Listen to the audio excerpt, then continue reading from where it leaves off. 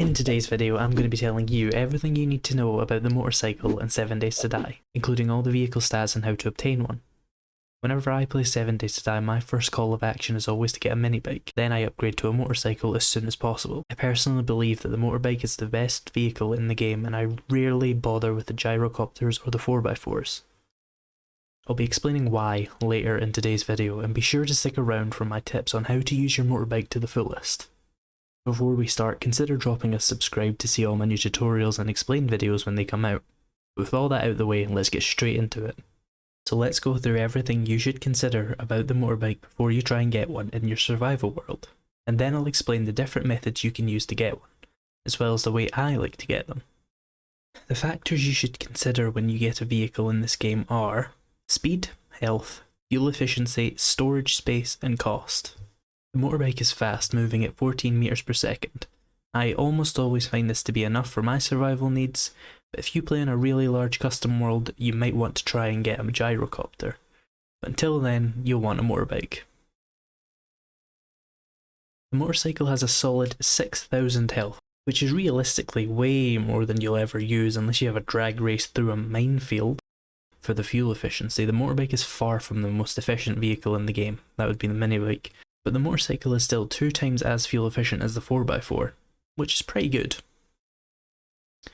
For storage space, the motorbike is average with 36 slots of inventory, which is much more than the minibike and the bicycle, but less than the 4x4's insane 81 slots or the gyrocopter's 45 slots. However, in my opinion and experience, the motorbike is enough for general gameplay. I'd say the 4x4's inventory space is only really necessary in niche situations, like if you're moving an entire base worth of storage, or if you play with much longer days than the default, allowing you to get more looting in.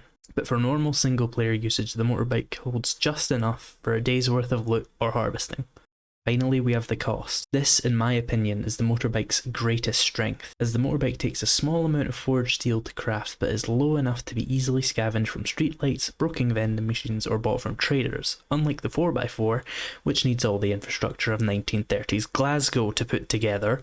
Remember when I said that in my opinion the motorbike was the best vehicle in the game? The cost of the 4x4 and the general impracticality of the gyrocopter are my main reasons for favouring the motorcycle, not for any particular strength, but rather for its lack of weaknesses. The motorbike is just a really cheap and versatile vehicle to have in your survival world. So now you know everything about the stats of the motorbike, let's move on to the next section, how to get your motorcycle. So there are a few methods of getting your hands on a motorbike. 1. For the patient, we have looting. If you can tolerate the RNG and the time needed, you can loot the schematics or even the parts from scavenging. You'll want to wait until you're in loot game stage 50 or higher for that to gain access to tech tier 2. If you want more info on how looting works in 7 Days to Die, I'd highly recommend you check out the video I made on the topic. Click the annotation on the top right or check the description for the link. Remember, you can use the lucky looter perk to find the motorbike earlier. You'll have a better chance of finding what you need at bookstores and POIs related to cars, like passing gas stations. 2. For the wealthy, we have trading. The traders have a decent chance of selling motorbike components or even the motorbike itself. You'll maybe want to invest in the Better Barter 5 perk, as this can increase the chances of it spawning in the secret stash and make it cheaper to buy. 3. For the intellectuals, we have Grease Monkey. With 6 intellect and 3 points in Grease Monkey, the would-be brainy biker can craft necessary parts at the workbench without needing to loot for the schematics. And you can also make it 33% cheaper than those idiots who actually tried the looting strategy I mentioned earlier. If you couldn't tell, I really like building my characters around Grease Monkey, and I always place it at the top of my priority list. And this is the method I always use. So now you know why and how to get a motorbike, you're probably about to click off this video, but before you do, you may want to stay tuned for my motorbike tips. But before we get into that, I'm going to take this opportunity to ask you to hit that subscribe button. I'm trying to hit 100 subs by the summer, and it would be really helpful if you found any value in today's video to hit that sub button to keep up to date with all my latest videos.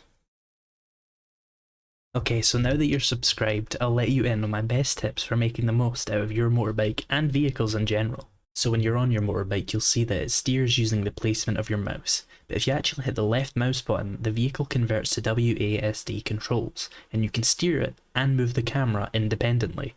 If you didn't know, you can pull a wheelie on the minibike and the motorbike by tapping the C key repeatedly, just like this. Speaking of controls, you can also use the F key to activate your headlights if you're out at night. While you're out at night though, you may want to avoid pressing X, as this is the horn button. I would include the sound of the horn here, but I just realised I don't record the game audio, so we just have to assume that I'm pressing the horn. Just trust me, it's a fault in the format.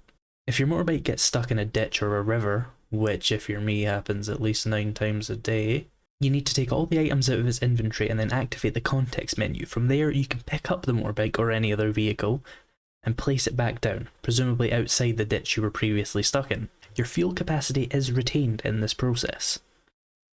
This tip is important for all vehicles when playing 7 Days to Die, that your game crashes and when you spawn back in you might find yourself without a vehicle. Don't worry. Just retrace your steps from the past 5-ish minutes and you should find the vehicle just sitting there.